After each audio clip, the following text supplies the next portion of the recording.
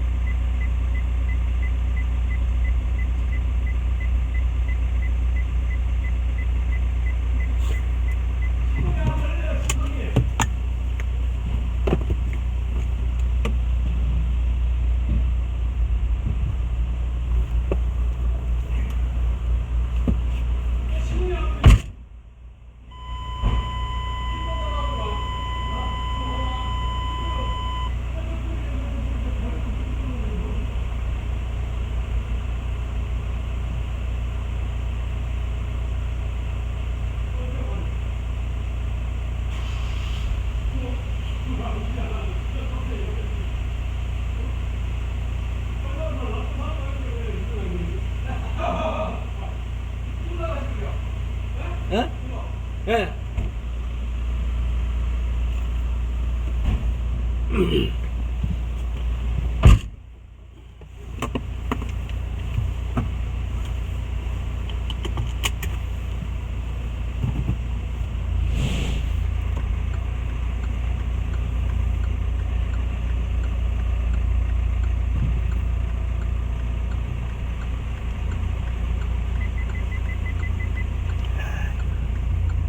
미안합니다. 제 시동이 한 사람 났다고 내가 살려줬어.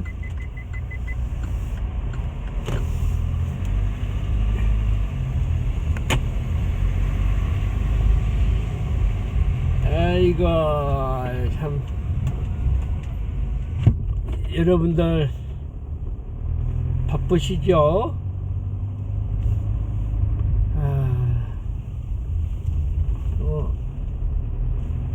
신문사 사무실에서 인쇄해서 우리 신문 인쇄하는데 지금 가는 길에 여러분들과 짧게 소통을 하고자 방송을 켜고 있습니다.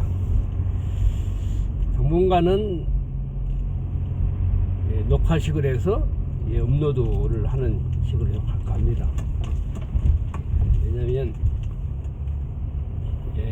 세계타임즈 새로운 계정을 열어서 계속 라이브만 하면, 그래서 이제 차량으로 이동할 때는 이렇게 녹화식으로 해서 업로드하는 식으로 또 여러 가지 다각도로 해보겠습니다. 여러 가지 말씀드린 대로 세계타임즈가 유튜브 방송으로 해서 수익 창출해서 약 300m 앞 시속 50km 경영에 과속 도움이 될 수 있도록 최선을 하겠습니다. 자, 여러분들도 조금 후원해 주시고 감사하겠습니다. 아무쪼록 그 세계타임즈 몰, 세계타임즈 몰 이제 여러분들이 좀 관심 가져주시고, 여러분들이 소사장으로서 응대하시면 어떨까 그렇습니다.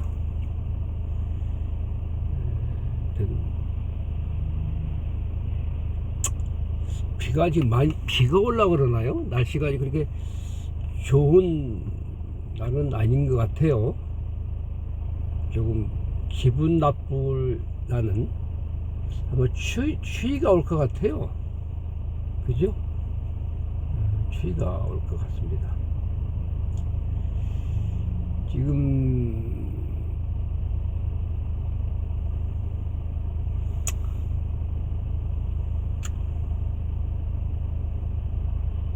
자동차 뭐죠? 백밀러라고 합니까? 거기에 장착한 핸드폰 거치대를 하고 있는데 나름대로 안정감이 현재까지는 있습니다. 지금 뭐 계속 써봐야 되지만 나름대로 그 힘을 잡아주고 그렇게 흔들림이 그렇게 심하지 않네요. 생각보다 흔들림이 심하지 않다는 것 같습니다. 벌써 오늘이 수요일입니다. 참 시간 잘 가고 정권 잡은 사람들은 시간 안 가기를 바랄 거 아닙니까? 능력이 안 된 사람이 대통령직에 있는 것이 참 주정차 단속 국민으로서는 지역입니다. 불행이죠. 자업자득입니다. 여러분들이 대통령을 잘못 선택하는 바람에 여러분들이 뭐 저는 자업자득이라고 생각합니다.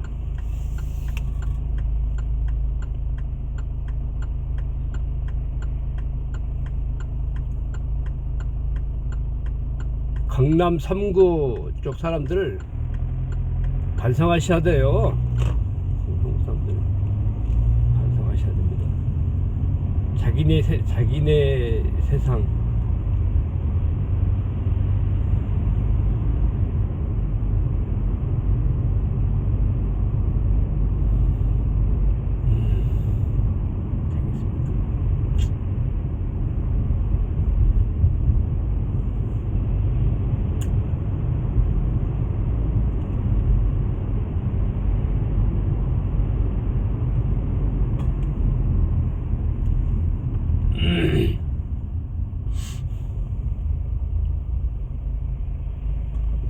주정차 단속 지역입니다.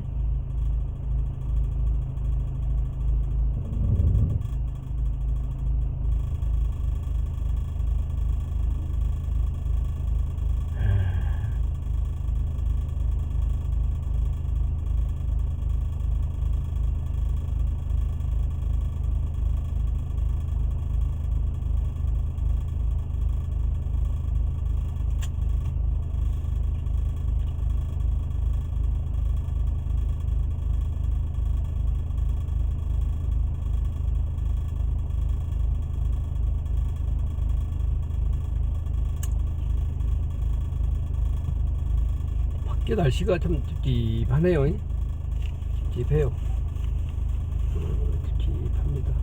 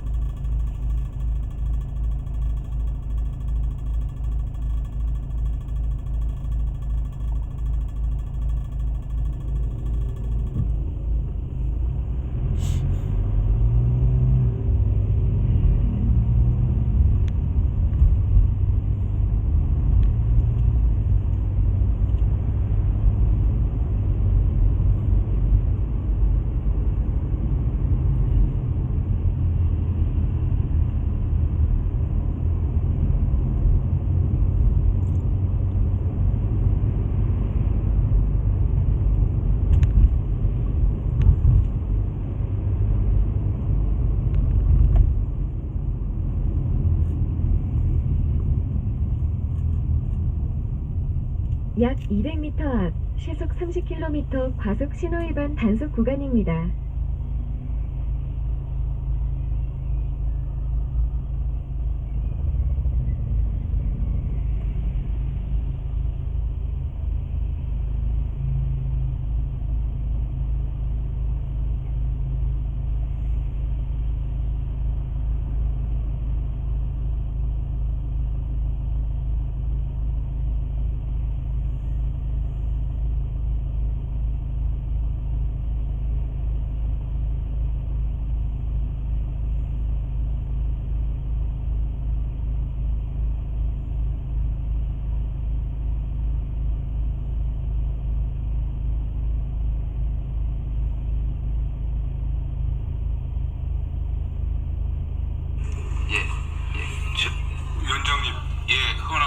의사 진행을 하십시오. 이분들이 존경하는 민영배 의원에 대해서 저는 차관에게 좀 사과를 하시는 것이 옳다라는 생각이 듭니다. 저희는 지금 예산안을 이야기하고 있는 상황입니다.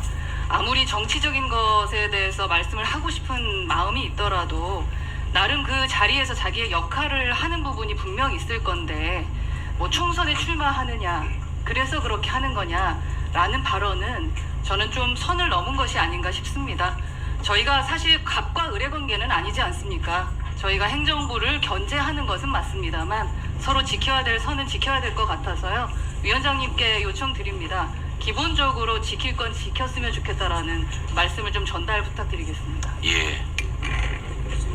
그럼 지적 그냥 넘어갑시다. 1분 하세요. 그러니까 선은 여당 의원님께 잘 지키라고 좀 해주십시오. 제가 왜 본부관리 예산, 본부 예산을 대폭 늘렸냐, R&D 예산 이렇게 깎았는데 잘못 얘기하는 거 아니잖아요. 자, 그러면 그 이유를 좀 설명을 해봐라. 그러니까 못해서. 그러면 혹시 출마하는데 그런 거 생각해서 이렇게 본부관리 예산 늘린 거냐, 잘못됐습니까? 무슨 선을 넘었습니까? 아니, 물어볼 수 있잖아요.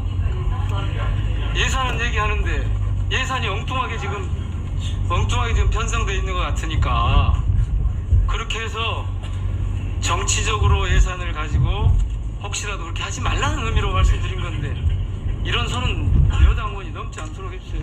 예. 여당 의원이나 야당 의원이나 그러한 선은 안 넘어야 되겠다는 말씀은 공감하고요. 다만 제가 객관적으로 조금 객관적으로 봤을 때 본부 예산을 늘려서 총선 출마용으로 쓴다는 그런 뉘앙스로 들릴 수 있는 가능성이 있거든요. 그거를 허은하 의원님 지적한 것 같고, 어쨌든 여당 의원님이나 야당 의원님이나 질의를 하실 때 우리 피감기관장입니다. 피감기관이라기보다는 이제 우리 정부의 기관장이지 않습니까? 그러면 많은 공무원들을 지휘 통솔할 지위에 있기 때문에 그렇게 좀 인격적인 부분은 좀 여야 의원님들이 모두 좀 존중하는 차원에서 질의가 있으면 좋겠다. 우리 민영배 의원님 두고 하는 얘기는 아니고 여야 의원님들께 위원장으로서 부탁을 드립니다. 자, 장경태 의원님 질의해 주시기 바랍니다. 네, 저희 다 출마해서 선출직 다 공직자라고 생각합니다. 저는 사심으로 국정 운영하지 않도록 지적하는 건 필요하다고 봅니다. 개인적 의견을 말씀드렸고요. 지금 비정규직 연구원이나 학생연구원 관련돼서 우리 일차관께서도 뭐 460여 원 정도 7,000명에 대한 지원 고민한다 하셨잖아요. 근데 저도 출연연 이거 지금 예산 삭감을 보면서 좀 많이 안타까웠습니다. 뭐 30% 이상 막 삭감되고 하는데 항상 어려울 때는 힘든 사람들이 가장 아픈 것 같습니다. 사실 정규직은 보호를 받잖아요. 근데 물론 이제 제가 지금 뭐 이 개발사업 연구개발 적립금이나 기술료 적립금 등에 대한 예산 실링이라든지 사용 목적이 분명하지 않습니까? 근데 그럼에도 불구하고 조금 더 가능하다면 증액을 할 수 있는지 좀 여쭤보고 좀 당부 말씀 드리고 싶고요. 혹시 뭐 짧게라도 말씀해 주시겠어요? 여러 가지 측면에서 460억에서 조금 더 좀 진행해서 고려하고 있습니다. 네, 좀 전향적으로 생각해 주셨으면 좋겠습니다. 방통위원장님 질의 드리겠습니다. 네. 이번에 권태선 이사장 항고 기각에 이어서 김기중 이사 기각도 됐지 않습니까? 예. 뭐 김기중 이사가 방금 항고 지금 고민 중이신 거죠? 그다음에 권태선 이사장에 대해서는 재항고를 고민하고 계신 거고요. 예, 뭐 검토 중이시고요. 있습니다. 예. 근데 이거 계속 이렇게 혈세 낭비하면서 3천만 원 이렇게 4천만 원 이렇게 소송 비용으로 대형 로펌까지 쓰시고 하는 건 예.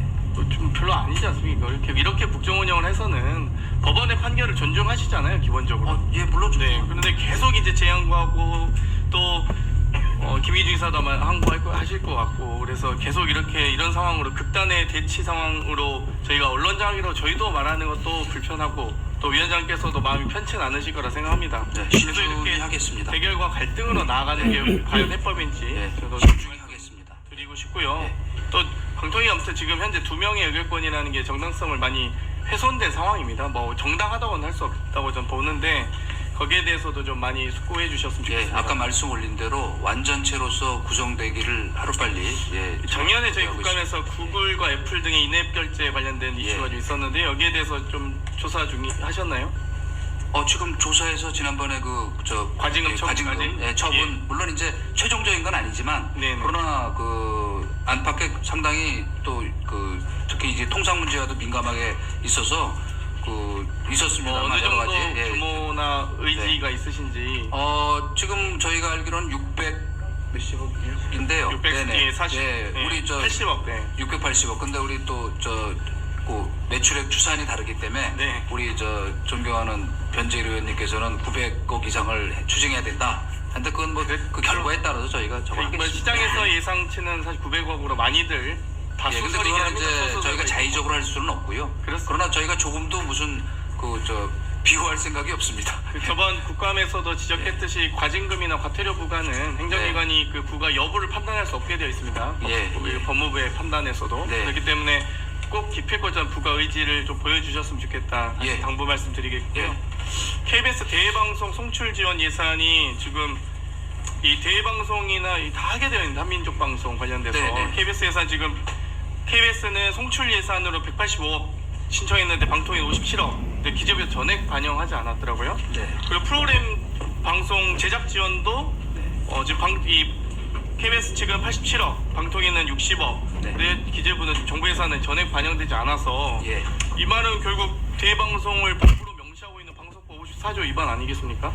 이거 어떻게 사실은 기재부의 핑계를 대는 게 아니라 나름의 무슨 근거를 갖고 했으리라고 생각합니다만은 여기 과방위 그리고 예결위 차원에서 그거는 좀 여야 간에 좀 합의하셔서 그 지혜를 발휘해서 살려주셨으면 하는 게 저희도 좀 같은 의견입니다. 그래서 도와주시면 그러면은 감사하겠습니다. 방통위원장께서는 이 대외방송 송출 및 프로그램 제작 지원 예산 KBS에 관련된 이 그러니까 대외방송 관련된 예산은 살릴 의지와 의사가 있다는 말씀이시죠? 검토해야 된다고 생각하고 있습니다. 지금 근데 왜 이게 삭감할 때 KBS 신청 예산에서 이렇게 많이 삭감을 하셨었습니까? 아마 당시 기재부 나름의 무슨 근거가 있었던 것 같은데요. KBS 이 신청 예산보다도 더 삭감하셔서 저희가 방통위 자체 검토가 전반적인 예를 들면 송출 지원 같은 경우는 사실 자체 예산으로는 어려운 게 저희가 다 국가보조가 필요하다고 다 판단하고 있지 않습니까? 그런데 185억에서 57억으로 삭감한 것은 3분의 1 토막 낸 건데 저희가 상식적으로 3분의 1 토막 예산이라는 건 급격한 삭감이라고 보잖아요. 상식적으로. 그래서 이 부분에 대해서 이유가 있습니까? 근거나 더 이상의 송출 시설의 확충이 필요 없다고 생각하셨다거나 좀 답변을 뒤에서 도움 받으시더라도 좀 답변을 듣고 싶은데요. 아니 사실은 지금 이 예산 삭감은 잘 아시다시피 제가 오기 전에 다 이루어졌던 일이기 때문에 이제 구체적으로 파악은 못하고 있습니다. 그러면 이번에 예산안 확정 과정에서 그러면 위원장께서는 또 추가로 변경이나 수정 요구는 못 하셨나요? 그것보다는 저희는 일단 저희가 요구했던 것이 반영되는 것까지만 사실 솔직히 신경을 썼고 그 앞에 왜 그게 그렇게 잘렸는지에 대해서 제가 아직 그러면 챙겨보겠습니다. 예산 의결이 소소위에서 만약 증액 관련된 논의할 때 위원장께서는 당연히 그에 대해서 KBS 신청에 준해서 전향적인 의견을 준해서 의견서를 주실 것으로 내겠습니다. 제가 기대하겠습니다. 이상 질의 마치겠습니다. 다음은 홍석준 의원님 질의해 주십시오. 조승 차관님. 팩트 체크 차원에서 국감 때 제가 몇 번 말씀을 하시지만 대통령께서 R&D 카르텔이라는 표현을 쓰시지는 분명히 안 했죠, 그죠? 쓰시죠. 그리고 지금 R&D 부분의 예산 삭감이 3조 4천억인 거죠. 맞습니다. 일부분은 R&D 부분에서 일반 예산 항목으로 이제 항목 좀 변경이 좀 있었던 거죠. 그렇습니다. 저는 많은 의원님들도 국감 때 지적을 하셨습니다만은 또 예산 때 이런 어떤 문제가 제기되겠지만 좀 아쉬운 게 우리 가기부 차원에서 이제 그냥 무책임하게 R&D를 삭감했는 게 아니라 그동안 많이 좀 문제 제기됐던 어떤 부분에 대해서 사실은 기재부가 상의하면서 예산이 삭감된 부분이 굉장히 많은데 사실 그런 부분들이 좀 설명이 잘 되지 않았다. 그래서 앞으로 예산 심의를 할 때 좀 그런 부분에 대해서 좀 더 면밀하게 이런 사업들에 대해서는 삭감할 수밖에 없었다. 이런 것들을 우리 이제 국회에서 많이 좀 심의를 같이 좀 했으면 좀 좋겠습니다. 대표적으로 몇 가지 예를 들면 제가 지금 알기로는 현재 가방이 기업별로 예. 뭐 5천만 원 이렇게 단계적으로 예산안 그 심의하고 일률적으로 있는 나눠 가지고 예정입니다. 그냥 몇 개 기업에 나눠주는 그런 물량만 R&D도 있었고 그래가지고 또 좋겠습니다. 지금까지 공무원에서 한 세계타임즈에서 번도 중계를 해드리고 그 있습니다. 되지 않은 어떤 교수님들이라든지 연구자들을 위해서 뭐 가칭 뭐 생애 첫 뭐 R&D 연구 뭐 이런 어떻게 보면 좀 억지스럽게 R&D를 만들어서 진행을 했던 그런 부분들도 있었지 않습니까? 그런 어떤 부분들에 대해서 예산을 상대적으로 굉장히 많이 좀 삭감한 부분이 있었던 것이죠. 예, 그 생애 첫 주기는 사실 오해가 좀 있습니다. 전부 다 그걸 받으신 분들이 그런 건 아니고요. 일부 그럴 수 있는 여지가 있었습니다. 네. 그리고 또 예를 들면 또 그 소부장 그 R&D 부분만 하더라도 뭐 80-90% 삭감이 됐다고 하지만 그게 R&D 부분이 아닌 다른 어떤 일반 예산 항목으로 이렇게 그 예산이 좀 그 바뀐 어떤 그런 어떤 부분도 있지 않습니까? 예, 그렇습니다. 예, 그런 부분에 대해서 좀 더 상세한 설명이 필요하다는 그런 어떤 말씀을 좀 아울러 드립니다. 저는 이번에 그 좀 예산을 이제 그 일부 재조정하는 과정에서 대통령께서도 분명히 이제 그 시정 연설에서 언급하신 것처럼 R&D 관련된 어떤 사업에서 고용이 좀 불안하게 되는 그런 부분에 대해서는 재검토를 하겠다고 말씀을 하셨습니다. 이런 어떤 부분에 대해서 우리 차관님이 좀 더 관심을 갖고 국회와 이제 의논을 좀 했으면 좋겠습니다. 그런 부분이 대표적으로 어떤 부분들이 있습니까? 저희가 이제 뭐 학생 인건비 부분이 대표적으로 그렇고요. 이제 그런 것들을 살리는 방법이 학생 인건비 자체를 늘리는 방법도 있지만 또 여러 가지 방법들이 있어서 찾고 있습니다. 그 다음에 단순하게 저희가 오류로 사실은 인건비들이 반영되지 못한 부분도 좀 있습니다. 그러니까 이런 부분은 저희가 소상히 잘 보고 드리고 그 부분은 그 정리를 하도록 하겠습니다.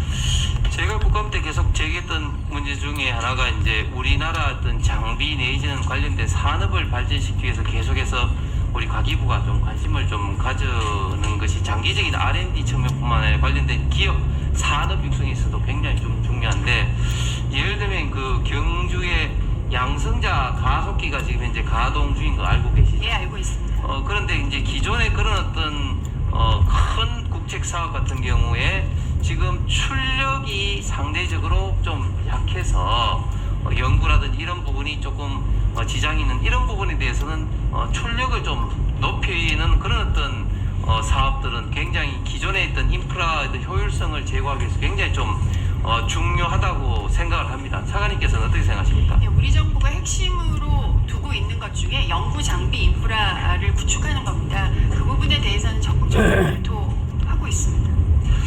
예, 또 지금 제가 그 연구 재단에 대해서 여러 가지 관리상의 문제를 많이 좀 제기를 했습니다. 이런 어떤 관리상의 문제가 있는 그런 R&D에 대해서는 좀 시를 좀 부탁을 예, 드리겠습니다. 그렇게 하겠습니다. 이분 안 쓰시고요. 예. 방송위원장님, 그 팩트 체크 있지 않습니까? 예. 그게 그 담당을 했던 사람들이 사실 포기했는 거 알고 계시잖아요. 지금 팩트 체크 네트를 얘기하시는 예. 올 3월에 예. 사실은 그때 그 문제 관련해서 이 사건이 누가 있느냐에서 우리 국민의힘 의원님들이 많이 문제 제기를 좀 했는데 그게 제가 알기로는 팩트체크 넷에 관련된 뭐 완전 소유권이라든지 지식재산 이런 것들이 우리 방통이라든지 우리 기관에서 갖고 있는 게 아닌 걸로 제가 알고 있는데 맞죠? 예, 그렇습니다. 그러니까 이건 굉장히 위임을 했고 그래서 제가 지난번에 한번 말씀 올린 것처럼 지금 그 감사를 하고 있습니다. 전면적인 그래서 그 결과를 곧 보고 드리겠습니다. 그러니까 그건 상식적으로 당연히 네네. 소유권이라든지 지식재산 네, 여러 가지 뭐 문제가 상당히 있는 걸로 저희가 파악하고 있습니다. 예, 그래야 하겠습니다. 박성중 의원님 질의해 주십시오.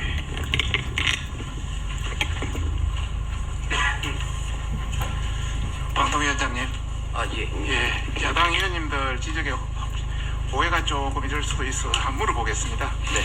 최민희 후보는 지금 현재 후보의 적격성 여부에서 법제처 심사를 하고 있는 거죠. 끝났습니까? 아니 끝나지 않았습니다. 아, 끝났다기보다는 그 여러 가지 당시 그 말하자면 추천된 경위부터 이제 단독으로 의결을 해서 추천하셨죠. 추천해서 의결했죠. 그러고 이해 충돌 문제니 뭐 여러 가지 그 문제가 좀 개재돼 있었기 때문에 저희들이 문제를 제기해서 적격성에 자격에 문제가 있다 이래가지고 네. 방통위에서 법제처에 예. 심의를 요청했습니다. 이게 네. 맞는지. 네. 그래서 아직 안 끝났다는 그런 말씀 드리고 싶고 예. 두 번째는 전 정부 문재인 정부에서도 뭐 고대영 그 KBS 사장이나 강규영 인사라든지 끝까지 가서 승리했습니다. 네. 그 소송 비용을 개인이 부담했습니까? 아니면 KBS가 부담했습니까? 지금 당연히 KBS가 당연히 KBS가 그럼요. 부담했죠. 예. 지금도 KBS가 다 뭐 MBC든 소송이 되면 그렇게 부담하는 그렇습니다. 거죠. 그리고 그 부당 해임에 대해서 마지막에 그 임금 지급하는 것도 예. 다 KBS가 그런 관점에서 그냥 예. 말씀드리겠습니다. 지금 가짜뉴스 생산 유통 굉장히 심각하죠. 심각합니다. 세계에 일어나도 다 그렇죠. 예, 뭐 글로벌한 현상입니다. 예. 특히 뭐 뉴스타파를 비롯한 인터넷 언론사들 심각하죠. 규제 사각지대 아닙니까? 특히 심각하죠. 심각하죠. 우리나라 인터넷 신문사가 지금 몇 개나 있습니까? 한 대략 저녁에 뭐 대략 제가 파악한 거는 예. 만 개가 좀 넘는 1239개 정도로 파악하고 있는데 예, 뭐 하여튼 기준을 어디다 두느냐에 따라 다르긴 기준에 따라 합니다만 다릅니다. 무주공산입니다. 무주공산. 예. 뭐 1인 인터넷 매체부터 예. 시작해서 뭐 예. 그런데 방심위가 네. 이런 가짜뉴스 관련해서 제대로 심의할 수 있습니까? 방심위 자체가 벌써 매년 급증하는 방송통신심의에 그냥 모든 그 인력을 다 뺏기다 보니까 그렇습니다. 예. 가짜뉴스 심의할 그 여력이 없다고 보는데 어때요? 현재로선 그렇습니다. 방심위원장님 그렇기 어떠세요? 나오셨나요? 예, 현재로서는 그 지금 자기 역량 과부하돼 있습니다. 그러시죠. 그, 역량을 초과해 있는 상태죠. 그러시죠. 예. 그 많은 사람들이 또 뭐 특히 뭐 야당을 중심으로 방심위가 가짜뉴스 심의하는 거 안 된다. 네. 근데 권한이 있습니까 없습니까? 뭐 지난번에 제가 그 국무회의 보고 자료까지 그 말씀드려서 뭐 논란은 있었습니다만은 저희는 그 여러 가지 법적 근거가 충분히 있다고 생각하고 방송법, 있습니다. 방통위 예. 설치법, 시행령, 예. 심의 규정 이런 게 따라서 네. 어느 정도 할 수 있는 거죠. 예, 아니 뭐 저 포괄적으로 위임된 권한 내에서 하는 것입니다. 그렇지 않으면 지난번에 고발을 하셨기 때문에 법적 판단이 나온 다음에 또 얘기하시죠, 뭐. 일부에서는 가짜 뉴스의 정의가 명쾌하지 않다고 예, 이래서 하면서 상당히 좀 문제 제기를 하고 있거든요. 네네. 정의에 대해서는 어떻게 생각하십니까? 사실은 이거는 국제적으로나 학계나 어느 정도 정착된 그 개념이 바로 저희가 그때 정리한 개념입니다. 예. 이후에도 뭐 명백히 의견이나 오해의 소지가 예. 있는 그런 정보라든지 예. 또 유네스코에서 거짓 정보를 퍼뜨려 사람을 의도적으로 혼란스럽게 만들거나 조정하려는 정보라든지 또 우리 헌법재판소 판례라든지 이런 걸 보면은 거의 네. 대략적으로 다 돼 있다고 생각이 듭니다. 어떻게 보세요, 그래? 지금 이제 법제화하는 데까지는 아직은. 논란이 있을 수 있겠습니다만 예. 어느 정도 말하자면 저희가 적용하는 데는 문제가 없다. 이 모여져 있는 상식적 합의가 있다. 예, 예. 그렇게 생각하고 있습니다. 신문이라든지 인터넷 신문, 온라인 기사에 대한 심의 근거도 다 가능한 거죠. 그렇습니다. 지금 뭐 방통위설치법에. 또 일부에서는 이런 이야기합니다. 언론 중재의 기능하고 방심위 심의 기능하고 이 중복됐다. 그거 어떻게 보세요? 전혀 방향성이 다릅니다. 전혀 다르죠? 예, 언론 중재에는 여기 있는 대로 개별 피해자의 말하자면 권리 구제에 초점이 개별 있는 것이고요. 피해자의 예, 권리 예. 구제고. 그럼요. 이거는 방심위는 바로 그 방송통신 쪽에 말하자면 불특정 다수의 피해를 막아야 하는 요새 뭐 리딩방이나 뭐 여러 가지 상황이 언론 중재위원회는 개별 피해자의 침해에 대한 권리 구제. 그렇습니다. 권리 구제. 방심위는 불특정 다수의 피해를 예. 방지한 그런 그렇습니다. 개념이 예. 전혀 개념이 다르죠. 예. 그동안 가짜뉴스 사례가 뭐 예전에 보면은 우리 청담동 고급 술집부터 뭐 김대엽부터 뭐 엄청 많았잖아요. 그죠? 예. 최근에 그 2020년 일환에서 보니까 메탄올이 코로나19 치료에 굉장히 효과가 있다고 해가지고 네. 사람들이 그걸 메탄올을 마시다 보니까 메탄올 2,800명 메탄올에 중독되고 네. 480명이 돌아가셨습니다. 네. 엄청난 가짜뉴스로 큰 피해를, 사회적 피해를 발생하게 했는데, 이런 가짜뉴스가 뭐 규제하는 것이 지금 제가 아까 말씀 올린 대로 글로벌 트렌드입니다. 그렇죠. EU에서 이미 법 제정을 했고 뭐 영국도 준비하고 있고 미국도 다만 이제 규제하는 방식은 여러 가지로 다양할 수 있다. 기본은 예. 그러나 자율 규제다. 그러시죠. 이 말씀입니다. EU에는 예. 디지털 서비스법, 예. 영국은 온라인 안전법. 예. 그 EU가 디지털 서비스법 시행 이후 올해 8월 달에 디지털 서비스법이 됐는데, 네. 최초 플랫폼 사업자한테 이스라엘 하마스 전쟁 관련해서 콘텐츠 관련해서 조치 방안 요구한 거 들으셨죠? 그럼요. 예. 그래서 트위터라든지 메타라든지 틱톡 이런 데서 거의 몇십만 건씩 몇십만 건 삭제 요청을 해서 삭제를 했습니다. 삭제했죠. 예. 예. 영국 온라인 안전법도 올해 9월달에 통과됐죠. 예, 뭐 총괄가 된 걸로 알고 있습니다. 브라질 가짜뉴스 방지 법안도 올해 예. 통과됐고요. 그 속속 법안이 통과되고 있는 각국이 이런 규제 관련해서 기민하게 움직였는데 우리는 네. 지금 어떤 뭐 사실은 그 심의 사각지대가 굉장히 큰데 물론 표현의 자유 중요합니다. 그러나 지금 서로 말하자면 양립하는 것이 아니고 그것이 아주 공정하고 균형 있게 같이 가야 된다고 생각합니다. 표현의 자유만큼 지금 말씀하신 대로 일반 그 지금 국민적 피해 이것도 그만큼 중요하기 때문에 더구나 한번 지금 요새 벌어지고 있는 이스라엘 하마스 상황을 한번 보십시오. 외신에도 나오지만 아주 괴멸적 타격의 가짜 뉴스들이 돌아다니는데 그것 때문에 뭐 어린애들이 뭐 30명이 참수가 됐다 이런 가짜 뉴스도 돌아다니는 동영상까지 거기에다가 이제 딥페이크라고는 무슨 아주 그 최신 기술까지 결합이 되면 정말 나중에 돌이키기 어려운 그런 상황도 올 수 있거든요. 그렇기 때문에 이건 선제적인 대응이 맞다고 저는 생각합니다.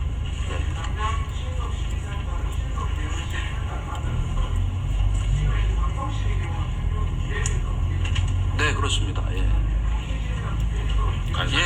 간사님 예. 정리 좀 해주셔야 잘 진행할 수 있을 것 같습니다. 예. 조승래 의원님 질의해 주십시오.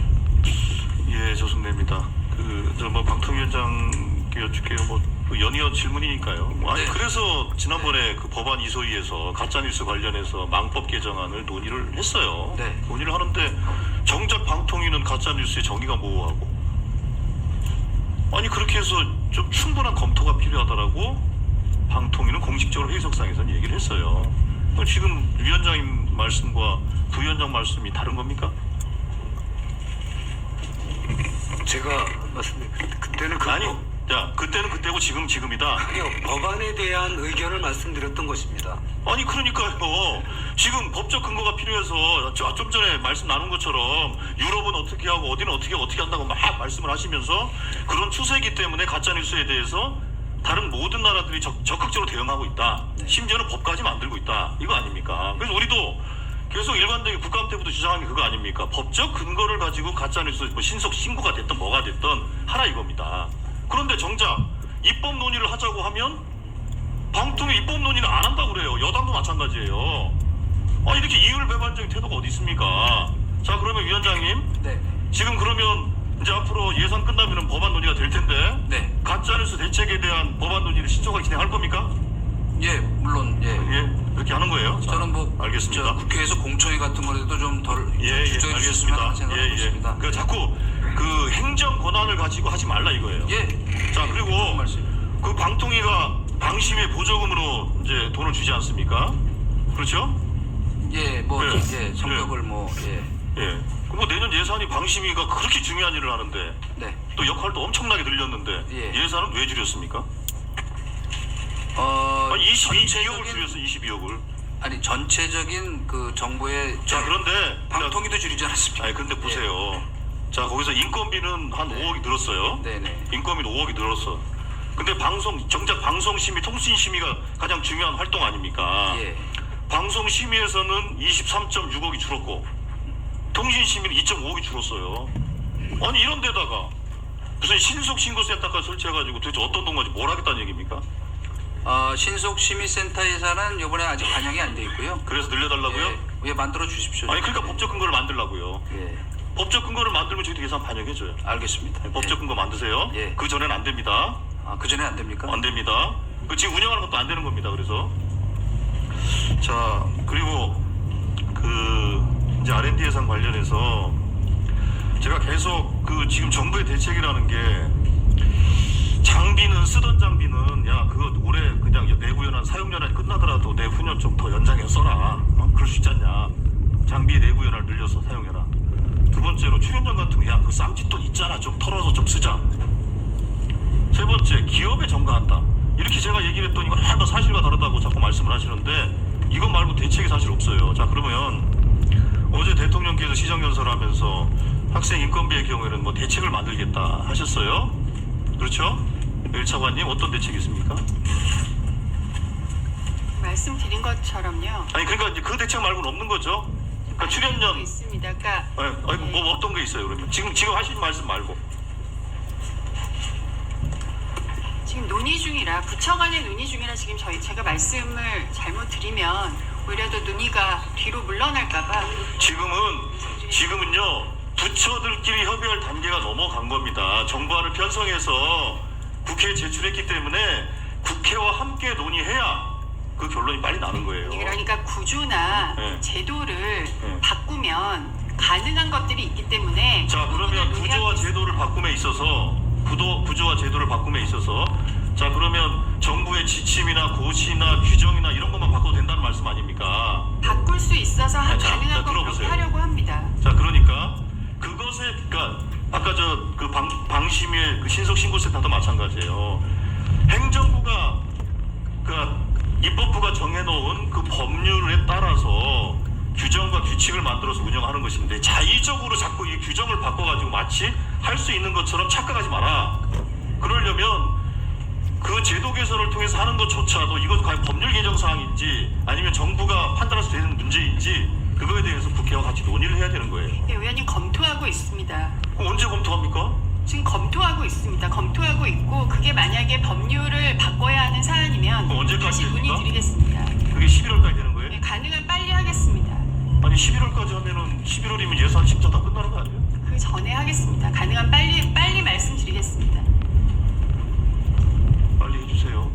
근데 제가 보기에는 못 만들 것 같아요. 자 그리고요. 아까 그 차관 질의 답변 과정 속에서 그 오류로 반영이 안 된 인건비가 있다 이렇게 말씀하셨어요. 그게 뭡니까? 예를 들어서 그 특정 기관에 인건비를 올렸는데 기재부랑 논의 과정에서 그게 반영이 안 됐다거나 그런 것들이 좀 몇 가지 발견됐습니다. 그러니까 그게 그 R&D 예산을 막 6월달 안을 막 없고 새로 만들고 하는 거 우왕좌왕 졸속으로 하다 보니까 막 질질 새고 어떤 거는 막 흘리고 이건 그렇게 된 거잖아요. 의원님 지금 그게 단적으로 저희가 제가 보기에는 단적으로 오류로 인해서 인건비 반영이 안 됐다라는 것은 그거 왜 달리 해석할 수가 없어요. 의원님 저희가 이렇게 하더라도 제가 보기에는 저희가 말씀드리는 것은 저희가 초반에 저희가 조금 거칠게 한 부분에 대해서는 사과를 드렸고 지금 중요한 건 저희가 과학기술계가 사기가 떨어지지 않고 제대로 지금 대한민국 과학기술 정책이 바로 가도록 하기 위한 노력을 하는 거 아닙니까? 그래서 저희가 오류를 인정하고 또 의원님들께 부탁을 드리는 겁니다. 아니 그러면 대통령이 그럼 어제 뭐 사다는 얘기가 3조 4천원하고 취업빈치하고 바꿔치겠다 그런 얘기를 하니까 지금 그 어제 그 과학기술도 또 난리가 난 거잖아요. 그거는 해석에 따라서 좀 다른 것 같습니다.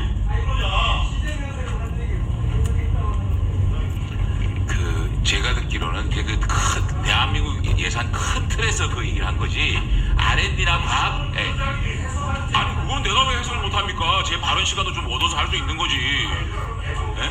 그러니까 대통령께서는 대한민국 예산 전체 큰 틀에서 이런 쪽에 예산이 좀 있는 거를 이쪽에 지원을 했다 이런 얘기 하는 거고 과학기술 분야에 대해서는 우리 차관님께서 말씀하신 정도로 좀 거칠게 한 부분은 사고를 한 거니까 우리가 건강하게 예산을 만들어 나가면 된다고 생각합니다.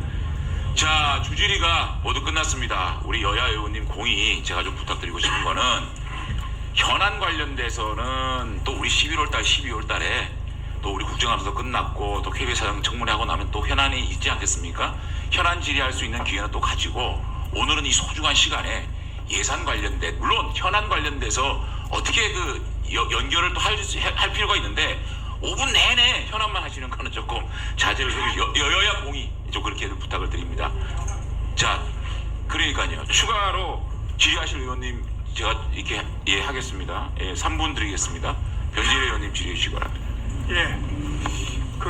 어제 대통령 시정연설과 관련해서 그 문맥을 보면은 R&D 예산을 삭감해서 그 돈 몇 조 얼마를 진짜 사회적 약자를 썼다고 표현을 그렇게 하셨어요. 그래서 내가 그걸 들으면서 야, 이거 시정연설을 써준 사람들이 잘못 썼구나. 대통령 잘못이세요. 그렇게 시정연설을 정확하게 써주시면 안 됩니다. 지금 위원장님도 그걸 부정하게 할 수밖에 없는 그런 시정연설을 써주시면 안 되고, 또 가짜뉴스 관련해서 이동관 위원장님, 네. 우리가 가짜뉴스 규제법을 만들려고 상당히 국회가 노력합니다. 근데 안 되고 있거든요. 네. 그래서 이번에 가짜뉴스 규제법이 진짜 빨리 만들어지게 예. 협조해 주시고, 네. 아까 말씀하신 것 중에서 언론중재법은 개인의 권리 구제고, 네. 가짜뉴스에 대한 방심의 규제는 광범위한 국민 피해라고 그것만은 아닙니다. 예. 가짜 뉴스에 대한 것도 네. 개인의 권리 주의가 먼저 됩니다. 네. 그래서 우선 방심을 결정하기 전에 네. 언론중재법에서 중재원이 결정하기 전에 네. 방심위에서 결정해서 우선 내리도록 하겠다. 네. 선조치를 하겠다. 뭐 이런 선후의 개념이 있기 예. 때문에 가짜 뉴스는 개별 피해 구제가 아니다. 이런 식으로 답변하시면 안 됩니다. 예. 다만 이제 예. 방심위 쪽과의 그런 약간의 미묘한 차이가 있다는 말씀. 잘 정리해서 답변하시라. 예. 말 실수하면 또 꼬리만 잡힐 것 같으라 예. 그러고서 우정사업본부장님, 우정사업본부장하고 우정사업본부가 2차관 소관이에요, 1차관 소관이에요? 예, 2차관 소관. 2차관 소관인데 2020년도 2월 11일 날 기재부가 신종 코로나 바이러스 대응을 위한 공공계약 업무 처리 지침을 내려보냈거든요. 그래서 계약 이행 과정에서 신종 코로나 바이러스 확진자 또는 의심 환자 발생 등으로 인해서 발생한 경우에는 발주 기관이 공사 또는 용역을 일시 정지할 수 있고, 정지한 기간에 대해서는 계약 기간 연장하고 계약 금액을 증액 추가 보전하라. 또 발주 기관이 작업의 일시 정지 조치를 하지 않은 계약에 대해서도 신종 코로나 바이러스로 인해 작업이 곤란하거나 부분 수급 차질 등으로 불가피하게 계약이 이행이 지연되는 경우 지재 상금을 면제하라. 계약 금액 조정 요건 여부를 적극 검토하여 계약 금액을 조정하라. 이게 지침이 왔거든요. 예. 근데 2021년도 2022년 사이에 지금 이와 관련해서 688명의 확진자와 밀접 접촉자가 발생한 걸로 돼 있어요. 근데 우정사업본부에서 이런 문제 전혀 검토 안 했거든요. 그러면서 지금 이제 거기에 참여했던 많은 업체 중에서 중소기업까지가 진짜 도산의 위기에 있어가지고서, 더군다나 이거 지체보상 도산의 위기에 있어가지고 시험을 체크하고 있어. 왜 기업 지침 적용하는 거 진행 상황을 체크해보시고, 과기에서도 필요하다면 우정사업본부 감사드립니다. 예, 일단 그 지침 적용 여부부터 먼저 판단해서 말씀드리겠습니다. 예. 이정문 의원님 질의해 주십시오. 예, 조성경 차관님한테 묻겠습니다. 아까 정필모 의원님도 잠깐 언급이 있으셨는데, 과기부는 출연연 전체 통합지원 1,000억 원을 조성해서 글로벌 탑 전략 연구단 지원이라는 이름으로 집중 지원을 할 예정이시죠? 예, 그렇습니다. 예, 그래서 저희가 이제 기준이 무엇이냐고 이제 했는데, 좁고 깊게 폐쇄가 아닌 개방, 최고를 골라내는 평가 체계, 혁신을 위한 추진 체계 등을 이렇게 했는데, 저는 이제 좀 이게 좀 모호하다라는 이런 말씀을 드리겠습니다. 제가 보기에는 그냥 출연연들 경쟁을 시켜서 줄 세우기 시키는 것 아닌가 이런 의문이 드는데, 이와 관련해서 예정처도요, 글로벌 탑 전략 연구단 지원 사업은 기관 간 융합 연구 형태로 추진할 계획이라는 점, 국내 산학연과 협력할 것이라는 점, 2024년에 1,000억 원을 지원할 것이라는 점 이외에 연구 분야, 연구단 구성 및 선정 방식, 연구단별 지원 규모, 평가 방식, 추진 일정 등 사업 추진에 필요한 기본적인 방향조차도 구체화된 내용이 지금 전무한 상황이다, 이렇게 평가 자료를 했는데, 이와 관련해서는 어떤 지금 입장이십니까? 예, 사실은 글로벌 탑 전략연구단 지원 사업은 기관별 칸막이를 좀 파괴해서 국가 임무 수행 체계로 전환하려는 그런 그 기준이 있습니다. 근데 이 부분에 대해서 저희가 상세하게 아직 설명을 드리지 못했는데 이 부분도 정리해서 다시 말씀드리도록 하겠습니다. 예, 물론 이제 기술 분야 간 장벽이 허물어지고 융복합의 중요성이 더해감에 따라 연구에 소속 연구기관이 그 융합 연구를 추진하고 이를 글로벌 수준으로 끌어올리기 위한 노력은 필요하다고 저도 봅니다. 그렇지만 NST 전체 소속 출연연구소 2024년도 예산안은 약 3천억 원이 감소한 상황에서 이 사업 추진 명백한 사업 추진 계획도 없고 집행 가능성도 지금 불분명한 그 상태에서 1,000억 원을 또 투입한다는 것 자체가 저는 좀 재원 배분의 효율성 측면에서 문제점이 있다라고 그런 지적을 하는 거고요. 이 부분 어쨌든 잘 검토해 보시고요. 잘 설명드리겠습니다. 예, 그리고 지금 아까도 뭐 제가 서두에 말씀드렸지만 현행 법령상 해외 기관의 국내 R&D 과제 수행의 법적 근거 및 국제 공동 연구를 통해 창출된 연구 성과의 기소, 국제협약, 지식재산권 관련 가이드라인 등이 지금 가이드라인 및 지원 체계 등이 지금 명확하지 않은 상황에서 이 글로벌 R&D 사업을 대폭 지금 증액을 했지 않습니까? 그래서 이 부분에 대해서 향후 이 지금 명확한 좀 설정이 필요할 것으로 생각이 되는데 좀 설명 좀 해주십시오. 예, 아까 말씀드린 것처럼 그 참여기관은 저희가 혁신법의 시행령을 개정해서 참여할 수 있도록 그렇게 하겠습니다. 그 다음에 가이드라인은 지금 만들고 있고요. 조만간 빨리 완성해서 보고드리도록 하겠습니다.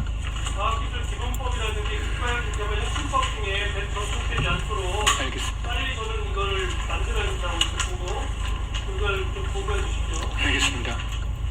다음은 하영진 의원님 질의해 주시기 바랍니다. 예. 박영우 차관님. 예. 그 지역 소멸 위기 극복 방안으로 고부가 가치를 생산해내는 과학기술이 꾸준히 언급되고 있다는 것을 뭐 잘 알고 계시죠. 그런데 25년이 지난 지금 대전 이외에는 뚜렷한 과학기술 발전을 이룬 지역이 기억이 안 나는데 어디라 생각합니까? 없는 것이죠. 대전 말고는 뚜렷한 기억이 나는 곳이 없죠. 그 지역 과학기술 혁신 역량 평가 지수에 따르면 서울, 경기, 대전으로 비롯되는 3개 지역의 과학혁신 역량은 타 지역에 비해서 평균 2회 이상 높고 최상위와 최하위 지역의 기술 격차도 점점 더 커지고 있다 이거죠. 결국 이 격차를 줄일 수 있는 방법은 지역 과학 인재를 육성하고 관련 인프라를 유치하는 것이라 할 수 있겠죠. 그런데 디지털 인재의 수도권 쏠림이 굉장히 심각한 수준이고 2021년에 조사된 IT 소프트웨어 산업 생태계 실태 조사에 보면은 전국 ICT 종사자 69%가 수도권에 집중되어 있고 경남의 경우는 전체 종사자 2%에 불과하다 이런 통계입니다. 리더급 인재가 지역이 없다는 뜻이죠. 동의하시죠? 예, 수도권에 이제 많이 집중되어 있습니다. 예. 그래서 시간이 그런데 현재 각 지역에 소프트웨어 고급 인력 양성 기관을 설치하고 지역 기업이 디지털 인력을 그 지역에서 채용할 수 있는 선순환 시스템이 필요할 것으로 보이는데 현재 과기부가 시행한 그 이노베이션 아카데미 사업이 바로 디지털 인재 육성을 위한 것이죠. 맞습니다. 그렇다면 현재 경남의 소프트웨어 인재 부족 현상이 매우 심각한데 수원 강릉 광명 이노베이션 고속도로를 아카데미 조성과 설치가 지원합니다. 필요할 것으로 보입니다. 여러분들이 어떻게 생각하세요? 예, 이렇게 그 지역의 상임위를 디지털 인재들이 편하게 들으시라고 많이 배출될 수 있도록 제가 지방방송을 노력한다는 하라고 측면에서 의원님 말씀에 동의를 하는데 동의하세요? 예, 근데 이 이노베이션 아카데미 사업이 예타 사업으로 추진해야 되는 거로 올해 내년 예산 심의 과정에서 결정이 돼서 저희들은 지금 지역 확산을 위한 예타 준비에 집중을 하겠습니다. 시간 때문에 이미 두 곳에서 시행을 하고 있지요. 예, 그렇습니다. 그 대비 타당성 조사 사업으로 추진할 것을 권고했다고 하는데 예타 사업이 최소한 4~5년 걸리는 것을 감안한다면은 경남의 고급 디지털 인재 수급난을 시의적절하게 해소할 수 없는 것 아니겠습니까? 의원님 이거는 뭐 이미 1차 사업을 하고 있는 사업이기 때문에 예타 기간을 최대한 단축시킬 수 있을 것 같습니다. 그럴 수밖에 없겠죠. 예.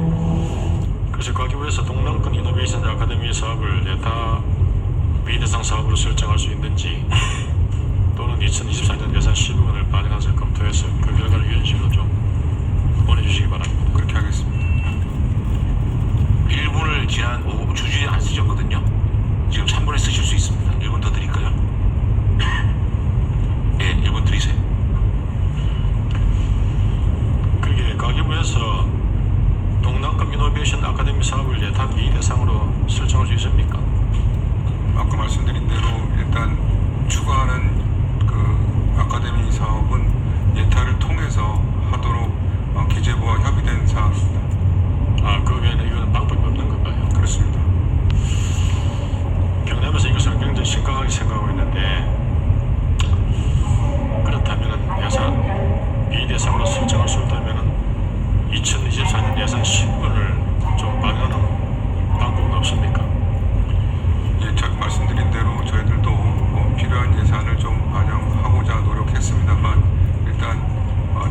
원칙상 그렇게 됐는데 한번 재정당국하고도 협의를 해보겠습니다. 그럼 해보십시오. 예. 예. 예. 그 예결위에서 하영재 의원님 좀 반영할 수 있도록 위원님께서 노력해 주시죠. 예. 그 다음은 이인영 의원님 안 계시고 허은하 의원님 질의해 주시기 바랍니다. 네, 조성경 차관께 질의하겠습니다. 지금 어려운 경제 환경과 그럼에도 불구하고 과학기술의 중요성을 공감해 주시는 국민의 뜻을 되새기면서 꼭 필요한 곳에 꼭 필요한 예산이 쓰이도록 해야 될 것 같습니다. 제가 지난 국감에서도 지적을 했습니다만 그 R&D 예산의 총 규모가 다소 줄었다고는 해서 모든 사업과 과제가 감소한 것이 아니고 또 비효율적이라고 지목된 사업은 좀 줄어든 반면에 선택과 집중을 통해서 더욱 확실하게 지원해야 할 부분은 증액된 것으로 제가 파악을 했거든요. 그런데 이 중에서도 그 기초 연구 사업에 대해서는 총 규모의 감액으로 전체 기초 연구 참가자가 특히 그 학생, 청년층에서 좀 악영향을 끼치는 것이 아닌가 하는 우려의 목소리가 있는 게 사실입니다. 그래서 그 예산이 줄어든 이유가 무엇이고 기초연구사업 예산 삭감으로 인해서 혹시 대학의 연구 역량이 영향받는 것은 아닌지 그 부분에 대한 답변 간단히 부탁드립니다. 기초연구가 과거에 너무 한꺼번에 많이 늘면서 사실은 원래는 연구를 하지 않는 그런 이제 소위 대학의 교수님들이 연구 과제 연구비가 많이 생기다 보니까 사실은 과제의 경쟁률이 굉장히 낮게 과제를 수행하게 된 경우가 많았습니다. 그래서 이런 부분을 좀 걷어낸 거고요. 예, 역량은 강화할 수 있도록 하겠습니다. 네, 이공계 분야 학생들이 그 R&D 예산 삭감에 대해서 걱정이 적지 않은 것은 알고 계실 테고 기초연구사업 삭감으로 인해 가지고 청년층 특히 학생 연구원의 연구 기회가 줄어들지 않도록 그렇게 하기 위해서 어떤 노력을 하고 계신지 그리고 향후 전반적인 기초연구 지원 계획은 어떻게 되는지 그 부분도 답변 듣고 싶고요. 우선 질의하고 그 뒤에 답변 좀 받겠습니다. 주영창 혁신본부장께도 질의드리고 싶은데 출연료에 관련된 겁니다. 이번에 예산 삭감에 대해서 그 우려하고 불만의 목소리가 없지 않지만 사실 한편으로는 그 비효율적인 R&D가 추진되어 온 것에 대해서는 좀 공감하는 면이 있습니다.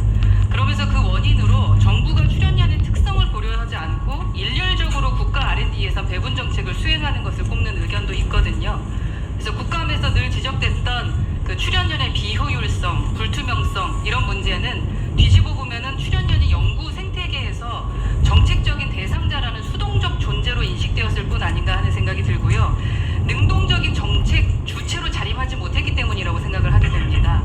그래서 출연료에 대한 불신이 정부의 간섭과 감시를 불가피하게 만들고 이로 인해서 또 출연료이 수동적이고 소극적인 자세로 연구 역량 강화보다는 어떤 인건비 확보 그런 것에 대한 연구 행정에 더 집중하게 되어 온 것은 아닌지 우려가 좀 되거든요. 지원은 하되 간섭은 하지 않는다는 문화예술계의 지원에 대한 대원칙처럼 저희도 이번 기회에 소인재 확보하고 증거하기 그 지식 생산 그리고 출연료의 진율성과 R&D 예산 집행의 효율성을 올릴 수 있는 보다 근본적인 시스템 개선이 필요하다고 생각합니다. 이 부분에 대해서 우리 본부장님의 의원님 지적이 좋은 지적이라고 생각합니다. 저희가 2차 관실과 연구실과 함께 개선 방안에 대해서 고민하고 드리도록 하겠습니다.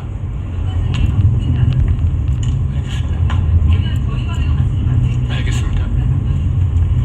예, 그 기초연구 지원 방향은 수월성 중심으로 그 세계 최초, 세계 최고를 지향할 수 있는 그런 유망한 연구자에게 지원이 충분히 그리고 지속적으로 갈 수 있도록 지금 약간 구조 개편을 하고 있습니다. 이 부분도 조금 정리가 되면 저희가 보고 드리도록 하겠습니다. 예, 계속 하고 있고 더 하겠습니다. 네. 예, 그 차관님 이 대학생들 사이에서 막연한 불안감 같은 게 좀 있는 것 같아요. 광범위하게 이런 것들을 조금 확실하게 좀 홍보를 이 최종 예산이 나오면 잘 해야 될 것 같아요. 그러니까 직접적인 피해가 앞으로도 없을 분야까지도 막연한 불안감을 가지고 있는 것 같아요. 윤영찬 의원님 질의. 예, 그 아까 우리 정창 본부장님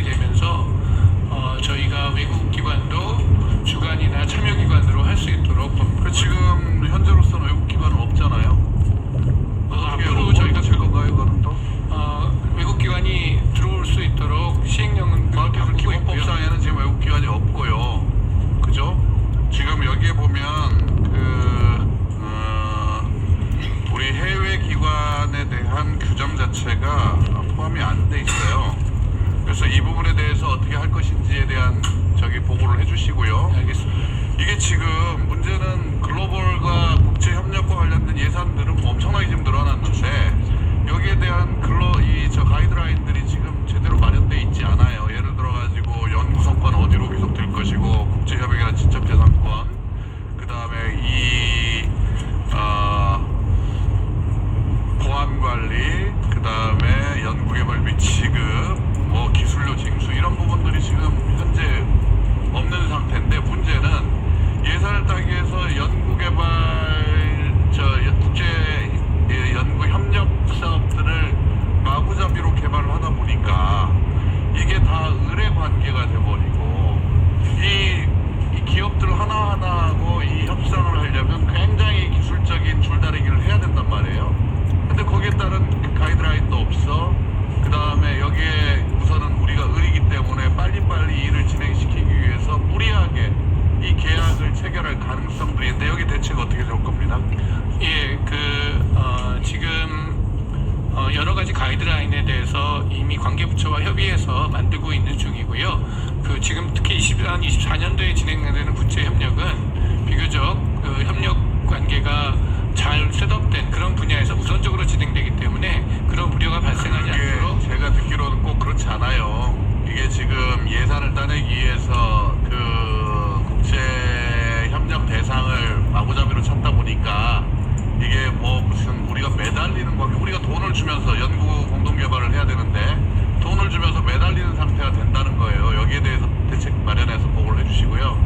우리 이차관님, 그 데이터셋, 이거 지원 인공지능 데이터셋 구축 사업 관련해서 558억만 남았잖아요. 그렇습니다. 이거 앞으로 이 예산 그냥 이대로 둘 겁니까? 2,800억에서 갑자기 558억 줄었는데 어떻게 할까요?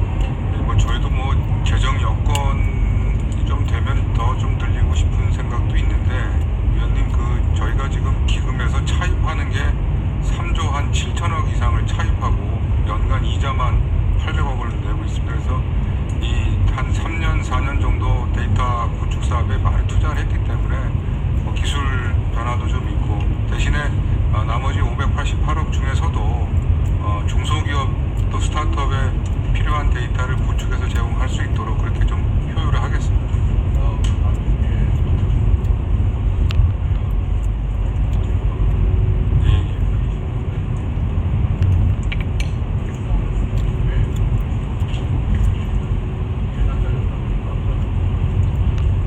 조금 더 효율화하도록 하겠습니다. 윤영찬 의원님 수고하셨습니다. 다음으로 더불어민주당 박찬대 의원님 질의하겠습니다. 네, 이차관님 질의하겠습니다. 네, 알뜰폰 시장의 다단계 판매 방식이 지금 빠르게 퍼지고 있는데요.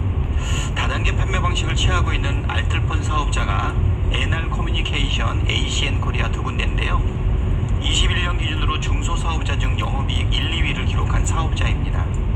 이들의 주력 요금제는 최대 71GB를 제공하는 LTE 요금제인데, NR 커뮤니케이션은 선불 요금제 방식으로 77,000원에 판매하고 있어요. 그런데 이 요금제를 이 통사에 똑같이 후불 요금제로 판매하고 있는데, 선택 할인 약정을 적용하면 5만 원도 채 안 되는 가격에 판매하고 있거든요. 알뜰폰이 더 비싼 결과죠. 이 통사보다도 50% 이상 비싸게 판다는 게 좀 의아하다 이렇게 생각이 됩니다. 그래서 반대로 다단계 알뜰폰 업자들이 판매하는 요금제 가격으로는 이 통사에 적용하면 완전 무제한 요금제 사용까지도 가능한 금액이거든요. 77,000원이라는 게. 그래서 이 다단계 방식 그 자체가 나쁘다고 할 수는 없지만, 완전 무제한 데이터 사용도 가능한 사람이 기본 11기가에 매일 2기가씩 받아가면서 제한적으로 써야 된다라고 하는 부분이 합리적이지 않은 것 같고, 그리고 알뜰폰의 취지 자체에도 좀 안 맞는 거 아닌가. 그래서 다단계 판매업자들이 가계통신비 절감 목적으로 도입된 도매 의무 제공 제도를 이거 나쁘게 사용하고 있는 건 아닌가 생각하는데, 차관님 어떻게 생각하세요? 위원님 지적대로 저희가 알뜰폰 제도를 도입한 정책 목적하고는 상반된 운영 방식이고, 또 다단계라든지 이용자 보호 측면에서 문제가 있을 수도 있을 것 같은 생각이 듭니다. 그래서 지금 알뜰폰 시장이 자본금 3억, 기술 인력 1명, 고객센터 1명 이상의 조건만 충족되면 시장 진입이 가능한데,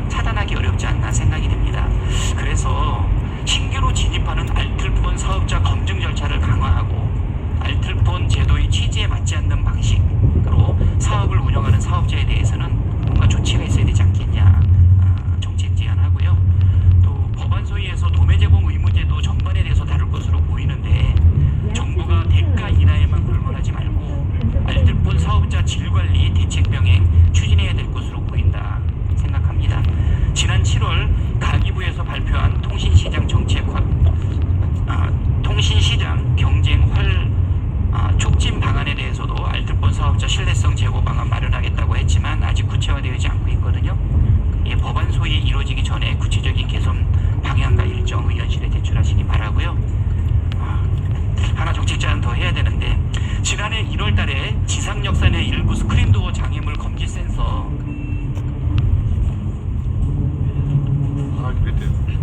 안 줬어.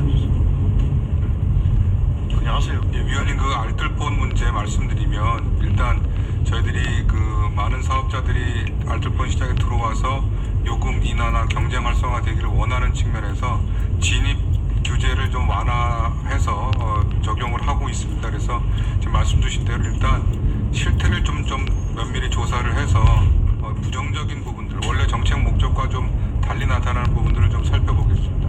그리고 말씀 주신 그 스크린도어 문제는 저희들이 코레일 측하고 청량리역에서 시범적으로 실증한 다음에 전체적으로 확산하는 거로 이제 계획을 잡고 하는 협의하는 와중에 지하철 이용 승객들의 안전 문제가 굉장히 좀 부각이 되면서 좀 지연된 측면이 있습니다. 현재 송도에서 테스트베드를 구축해서 안전 문제를 점검을 하고 있고 그 결과가 나오면 바로 확산할 수 있도록 그렇게 하겠습니다.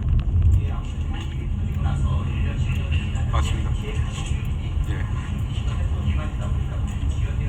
예, 그렇습니다. 예.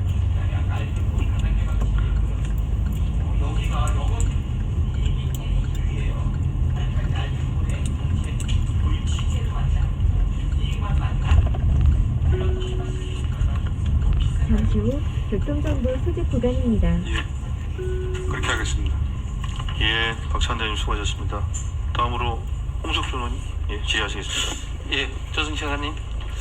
예, 저희가 이제 예산을 다루고 있지만 이제 제가 국감 때 문제 제기했지 예산이 출연료 같은 경우 엄청나게 늘어났는데도 2017년과 2022년 비교해보면은 오히려 특허라든지 기술사파라든지 논문이라는 게 대체적으로 기간별로 차이는 있지만 많이 지금 떨어졌습니다. 굉장히 예산은 굉장히 많이 늘어났는데 오히려 더 절대적인 수치가 많이 떨어졌습니다. 자, 그러면 이런 상황에서 과연 출연연 기관 간에 어떻게 이걸 좀 평가를 할 것이냐. 예를 들면 공공기관 같은 경우는 이런 어떤 경영성과 평가를 통해서 뭐 이렇게 성과급이라 이런 거 차등 지급을 하는 그런 제도도 있는데 연구기관은 그러면 어떻게 할 거냐 이런 문제에 대해서 이번 기회에 우리 가기부에서 그런 어떤 시스템적으로 어떤 평가와 연계한 어떤 예산 시스템을 고민을 좀 해야 된다고 봅니다. 참 어떻게 생각하세요? 같이 고민해 보겠습니다. 네. 방송위원장님. 네. 가짜 뉴스와 더불어 저는 좀 한 가지 궁금한 게 예를 들면 최근에 그 남현이 전청조 사건 이제 관련해서 보통 방송이라면은 19금이라서 이야기를 사실상 못하거나 못 다루는 것들이 라디오에서는 굉장히 좀 가감없이 지금 다루어지고 있다. 그래서 그 라디오가 또 이제 유튜브를 통해서 이제 확산이 되고 하는데 정말 이야기하기도 낯뜨거울 정도로 굉장히 그런 어떤 이게 트랜스젠더냐 아니냐 뭘 찾냐 뭐 이런 식으로 막 계속 이야기가 되고 있는데 이게 라디오에 대해서는 사실은 뭐 19금의 그런 어떤 연령별 어떤 뭐 시청가라든 이런 제도는 사실상 지금 없지 않습니까? 없습니다. 예. 근데 이제는 방송통신간의 융합도 되지만 이제 라디오가 보이는 라디오에서 이제 유튜브하고 같이 이제 엮이면서 사실은 라디오와 이 방송을 구분해서 그런 어떤 연령별 그런 어떤 시청가 이런 어떤 제도를 두는 것이 맞나? 그리고 라디오가 그렇게 됐을 때 다른 어떤 통제 내지는 방지 수단이 없나? 뭐 이런 어떤 생각을 많이 가지게 됩니다. 왜냐하면 앞으로도 이런 어떤 사안들이 계속해서 발생할 가능성이 있기 때문에 현재 제도의 좀 맹점이 아닌가 생각하는데 위원장님 생각 어떻습니까? 아니 참 좋은 지적이신데 지금 이와 유사한 일들이 앞으로 계속 생길 거거든요. 근데 그때마다 새로운 법안을 만들고 뭐 또 새로운 규제 수단을 동원한다는 건 사실 그렇기 때문에 자율 규제가 중요하다는 말씀이거든요. 그러니까 이 언론 그 자체 방송국 그 자체적인 규율을 어떻게 말하면 합리적으로 만들어낼 것인가 하는 게 저는 어떻게 보면 중요한 차원이다. 그럼 그게 말하자면 어떤 사회 전체 건강성과도 연결돼 있기 때문에 그래서 그거랑 같이 가야 된다. 근데 도저히 자율 규제로 규제가 안 된다 이거는. 그럴 때는 이제 해야 되는데 저는 라디오 부분은 지금 굉장히 애매한 그레이 존이지 않습니까? 그러니까 실제 그 지적하신 게 맞는데 근데 그것까지 또 뭘 규제를 뭐 시행령이 됐건 뭐가 됐건 만들어 갖고 한다는 거는 지금 현재로서는 과잉 규제에 가깝지 않을까 개인적으로 그렇게 생각하고 있습니다. 그러니까 그거를 이제 좀 더 라디오 방송사나 그걸 진행하는 사람들이나 자율 규제하는 방법으로 일단 유도를 좀 더 해보고 그래도 도저히 안 된다. 그럴 때는 뭔가 또 규제 수단이 필요하지 않겠나 이렇게 생각하고 있습니다. 일단은 시급한 것부터 영상부터 차단해가는 쪽이 불가피하다고 생각이 됩니다. 예, 홍석준 의원님 수고하셨습니다. 다음으로 정필모 의원님 질의하겠습니다. 예, 이동관 방송통신위원장님. 올해 내년도 예산 제출하신 거 보니까 팩트체크 활성화 항목으로 한 3억 5천여만 원 이렇게 편성이 돼 있더라고요. 추가로. 이거 어떤 용도로 사용하실 겁니까? 이거는 사실 이 팩트 체크라고 하는 거는 진짜 필요한 그래서 왜 제가 여쭤보느냐면은 팩트 체크 그 네트워크는 이제 없어졌지 않습니까? 그래서 어디 다른데 지원할 계획이 있으신가? 아닙니다. 팩트 체크 네트라고 하는 사업에 대해서는 아까 말씀드린 그건 다 지금 그렇죠. 이미 해체시켰기 때문에 말하자면 그때 부적절한 이걸 어디 지원하실? 전혀 새로운 베이스에서 제로 베이스에서 할 것이죠. 제가 당부하고 싶은 것은 이제 웬만한 선진국들 다 정부가 지원을 해요. 근데 지원은 하되 간섭하지 않는다는 원칙이 있습니다. 그렇죠. 분명하게 그거 지켜주시고요. 그리 하겠습니다. 그 다음에 팩트체크 하는 대상을 선정할 때도 매우 객관적이고 투명하게 중립적이고 독립적이고 이런 부분들을 감안하셔서 해야 됩니다. 어떤 특정 이념에 편중된 그런 단체를 지원하시면 안 된다는 말씀을 드립니다. 유념하겠습니다. 이거 자체 확대하는 거는 저도 바람직하다고 생각합니다. 그리고 이 말씀을 왜 드리냐 하면은 다음 한번 넘겨주세요. 그 다음에 넘겨주세요. 혹시 이거 기사를 보셨는지 모르겠지만 서울대 윤성민 교수라고 언론정보학과 굉장히 보수지만 굉장히 합리적인 분입니다. 이분 저도 상당히 존경하는 분인데 이분이 조선일보에 칼럼을 써셨는데 바로 내려졌어요. 근데 내용을 보면은 내용 한번 띄워주세요. 가짜뉴스 정책은 두말할 나위 없는 국가 권력의 반헌법적 언론 통제 시도자 이런 말이 있어요. 그 다음에 가짜뉴스 정책이 산으로 가고 있다. 그리고 서울대 SNU 팩트체크 이거 네이버가 후원 중단하고 물론 방통위에서는 아니라고 부인하시지만 왜 이 말씀을 드리냐면은 이 가짜 뉴스를 막기 위해서 팩트 체크가 굉장히 중요하죠. 허위 조작 정보를. 이 가짜 뉴스라는 용어가 이렇게 바람직한 용어는 아니지만 허위 조작 정보를 막기 위해서는 이게 굉장히 중요한데 팩트 체크를 분명히 확산시켜야 되는 게 맞습니다. 근데 아까 제가 앞서도 말씀드렸지만 대부분의 선진국에서 이거를 굉장히 권장하고 있어요. 하도 이제 허위 조작 정보가 난무하니까. 근데 분명히 말하지만 지원하되 간섭하지 않는. 이 원칙을 그리고 말씀하신 대로 어떤 특정 이념 편향적인 곳에 가는 일이 없도록 하여튼 유념해서 저희가 객관적이고 공정하게 하겠습니다. 정필모님 수고하셨습니다. 다음은 고민정 의원님 질의하겠습니다. 아까 질문에 계속 이어서 여쭤보겠습니다. 국민의힘이 언제부터 저희 지도부였습니까? 네? 국민의힘이 저희 지도부라고 아까 말씀하셨죠? 저희라고 하는 거는 제가 그냥 습관적으로 항상 저희 나라 이렇게 해서 했겠죠. 저희 지도부라고 하면 대통령실일 수도 있고 방통위일 수도 있고 국민의힘일 수도 있고 그럼 민주당일 수도 있겠네요? 그런 뜻은 아니고요. 그런 식으로 말 어물쩍 넘어가려 하지 마시고요. 방통위법 10조에 보면 결격사유에 당원으로서는 위원장 자격이 안 되는 건 당연히 알고 계실 테고. 그렇죠. 네. 근데 이제 저희 지도부라고 얘기하시면서 중요한 얘기를 하셔서 이것은 정치적 중립을 의무를 위반하는 것으로 보이는데 본인의 말에 대해서 다시 한번 바로잡을 생각 없으십니까? 아까 제가 사실은 지금 제가 자리를 비우질 못했기 때문에 아까 제가 어떻게 정확하게 말씀을 드렸는지에 대해서 지금 저 복원을 지금 못 하고 있는데 제가 어쨌든 읽어드린 말씀드린 그대로입니다. 취지는 네. 그러니까 어쨌든 말씀드린 취지는 제가 뭐 저희 지도부라고 얘기한 것이 뭐 그렇다면 부적절하겠습니다만 국민의힘의 지도부라는 게 정확한 표현이겠죠. 예. 네. 예. 그러면 국민의힘 지도부로부터 그런 얘기를 듣고 뭔가 논의를 하는 것은 적절합니까? 그것도 방통위원회 임명과 관련해서? 아니죠. 이렇게 이해해 주시면 좋겠습니다. 아까 그 질문이 이제 선호가 좀 저거하긴 했지만 대통령께 건의할 용의가 있냐 그러셨잖아요. 그 제가 건의를 드렸다 그랬잖아요. 그러니까 그 연장선에서 이게 어떻게 진행되고 있는가를 그 정도 정보를 제가 듣고 취득할 위치에는 있는 거 아닙니까? 제가 뭐 정당 무슨 협의를 한다는 게 아니라 그러니까 아마 진행이 되고 있는 것으로 저는 알고 있는 겁니다. 네, 그래서 국회의원 누구한테 들었습니까?